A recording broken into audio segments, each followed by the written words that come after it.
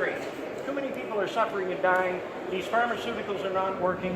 When you look at chemotherapy and radiation, as far as I'm concerned, that's nothing but madness. I mean, why do people think that poison is good for them? You know, you take this poison that the medical system gives you, it kills your immune system, all your hair falls out. That's not medicine. This is lunacy, for God's sake.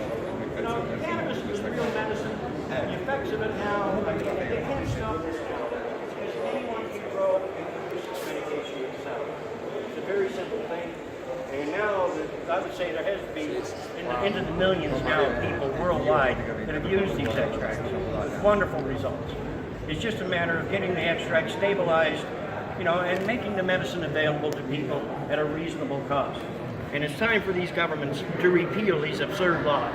Okay. Now, I'm not talking about legalization or decriminalization. Those terms come with a lot of regulations and restrictions. Total repeal, that's what's needed. Repeal all of these absurd laws worldwide. It's time to get the mankind back on the right track. So maybe you're familiar with the term Charlotte's Web from Colorado, these guys. CBD. You know them. So that we have the situation that we have hemp refugees in Colorado, that people go to that state to treat their patients, to treat their family relatives.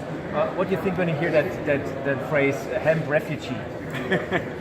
Well, it's very disgusting that people would have to travel, you know, hundreds or thousands of miles to simply come to a place where it's legal.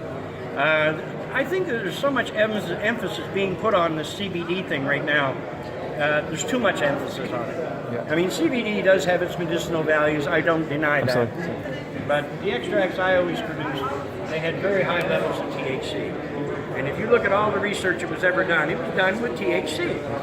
You know, and to me, I mean, it's like I said, for cancer patients, CBD does have some benefits.